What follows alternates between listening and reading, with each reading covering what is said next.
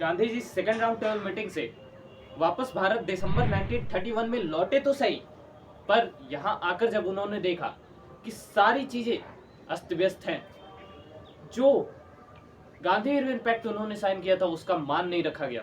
उन्होंने सारी बातें मानी, पर अंग्रेजों ने उनकी कोई बात नहीं मानी। ये देखते हुए उन्होंने सिविल डिसोबीडियंस मूवमेंट रीलॉन्च तो किया 1932 में, पर आप पहले से जानते हो कि लोगों ने उसमें एक्टिवली पार्टिसिपेट नहीं किया, किया तो बहुत कम किया।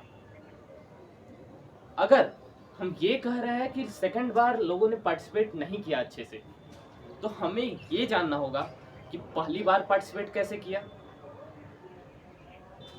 हमने नॉन कॉपरेशन में ये बात अच्छे से देखी थी कि किस ग्रुप ने कैसे पार्टिसिपेट किया नॉन कॉपरेशन में। ठीक उसी तरह सिविल डिसोबीडियंस में भी हमें ये देखना है कि सिविल डिसोबीडियंस में लोगों ने कैसे पार्टिसिपेट किया।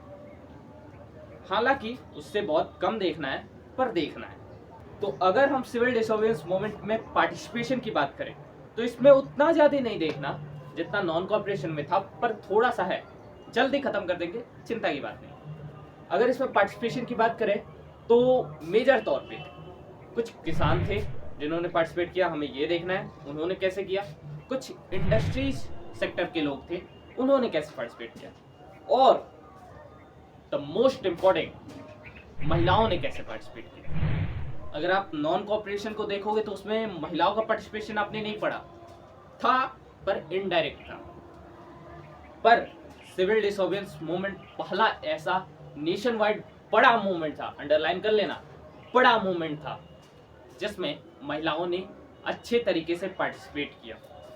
तो एक एक करके देखते हैं लोगों ने कैसे पार्टिसिपेट किया। सबसे पहले बात करते हैं किसानों ने कैसे किया। अगर किसान पार्टिसिपेट कर रहे हैं तो कुछ अमीर किसान होंगे, कुछ गरीब किसान होंगे, कुछ रिच पीजेंट्स होंगे, कुछ पुअर पीजेंट्स होंगे। तो जो रिच पीजेंट्स थे उन्होंने पार्टिसिपेट इसलिए किया क्योंकि ये जो टाइम पीरियड था, आप इकोनॉमिक्स में पढ़ोगे कि ग्लोबलाइजेशन वाला जो चैप्टर है आपका, उसमें आप देखोगे कि ये जो टाइम पीरियड था 1930 के आसपास का, ये वर्ल्ड वाइड डिप्रेशन का टाइम पीरियड था। यानी इस टाइम पीरियड पे ट्रेड वगैरह उतना नहीं हो रहा था, फसलें खराब हुई थी, उतनी अच्छी क्वालिटी नहीं हुई थी, उसका उचित मूल्य नहीं मिल रहा था किसानों को, मार्केट में उनके अनाज की वैल्यू कम हो गई थी। तो इसलिए जो अमीर किसान थे वो अंग्रेजों से डिमांड कर रहे थे कि आप टैक्स कम कर दो, हम किसानों पे टैक्स कम कर दो, ताकि हम जो इस डिप्रेशन को झेल रहे हैं उससे हम रिकवर कर पाएँ। एक तरफ हमारा पहले ही नुकसान हो रहा है, हम आपका टैक्स कहाँ से दें, या तो आप कम कर दो या तो इस बार रहने ही दो, माफ़ कर दो। ये डिमांड थी उनकी, अमीर किसानों की, और इसी डिमांड को लेकर वो सिविल डिसोबीडियंस में पार्टिसिपेट कर रहे थे कि हमारा डिमांड पूरा कर दो, हम अपना पार्टिसिपेशन हटा देंगे, हमारी ये डिमांड है, हमारी ये डिमांड पूरी करो।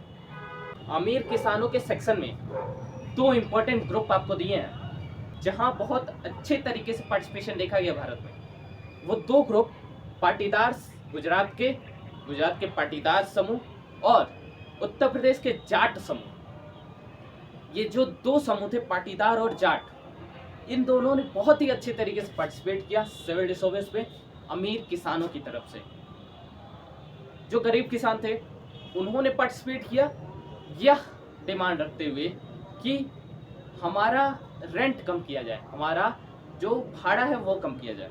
असल में होता ये था कि गरीब किसानों के पास अपनी ज़मीन मैक्सिमम नहीं होती थी तो बहुत कम होती थी, जिस पे वो उतनी अच्छी फसल उगा नहीं पाते थे। इसलिए वो अमीर किसानों की ज़मीनों को रेंट पर लेकर, किराए पर लेकर उस पर अनाज उगाते थे और उस समय के लिए उनको कुछ रेंट दिया करते थे, कुछ भाड़ा दिया करते थे। तो गरीब किसानों की ये डिमांड थी कि वो भाड़ा इस साल रहने दिया जाए या कम कर दिया जाए, क्योंकि इकोनॉमिक डिप्रेशन का मार दो गरीब किसान भी सह रहे थे। तो दोनों ग्रुप, अगर देखें अमीर किसान और गरीब किसान, दोनों ग्रुप अपनी अपनी डिमांड कांग्रेस के सामने रख रहे थे। दोनों बहुत अच्छे से पार्टिसिपेट भी कर रहे थे, पर कांग्रेस सपोर्ट किसको करती थी, किसका डिमांड अंग्रेजों के सामने ज्यादा रखती थी? अमीर किसानों की। क्यों? पैसे का खेल है बाबू भैया, सब पैसे का खेल है। इसलिए ऐसा करती थी क्योंकि अगर कांग्रेस कोई मूवमेंट चला रही तो उसको फंडिंग चाहिए होता था। आज भी अगर कोई रैली वगैरह नेता निकालते हैं तो उनको उसमें खर्चा होता है। कांग्रेस को भी इसमें बहुत खर्चा होता था और उसको फंडिंग करते थे अमीर किसान और अमीर बिजनेसमैन, जो हम बाद में देखेंगे। इसलिए कांग्रेस अमीर किसानों के डिमांड को ज़्यादा रखती थी और गरीब किसानों के डिमांड को उतना ना सुनने के पीछे भी एक लॉजिकल रीजन था कि अगर गरीब किसानों की बात कांग्रेस मानती तो अमीर किसान नाखुश हो जाते और अमीर किसानों की बात मानती तो गरीब किसान नाखुश हो जाते। क्यों? क्योंकि गरीब किसान रेंट किसको देते थे? अमीर किसानों को। और अगर गरीब किसानों की बात मानी गई, रेंट कम किया गया, तो अमीर किसान नाखुश होंगे ही होंगे। क्यों? क्योंकि उनका आने वाला रेंट कम हो गया। और अगर रेंट की डिमांड नहीं रखी गई, रेंट कम नहीं किया गया, तो गरीब किसान नाखुश हो जाएंगे। गरीब किसानों को इसलिए भी कांग्रेस उतना सपोर्ट नहीं करती थी क्योंकि जो ये गरीब किसान थे, पुअर पीजेंट्स थे, ये बार बार वॉयलेट हो जाते थे, हथियार उठा लेते थे। और कहीं ना कहीं सिविल डिस्टर्बेंस की ये भी लिमिटेशन थी कि इसमें वॉयलेंस इरप्ट हो जाता था। कहीं ना कहीं ये जो लीडर्स थे, कांग्रेस के जो लीडर्स थे, वो गांधी जी से इन्फ्लुएंस थे। ये जो मूवमेंट चल रहा था वो गांधी जी के अंडर चल रहा था, इसलिए गांधी जी के आइडियोलॉजी के हिसाब से वॉयलेंस नहीं करना था और गरीब किसान बार बार हथियार उठा लेते थे। इसलिए कांग्रेस इनको उतना सपोर्ट नहीं करती।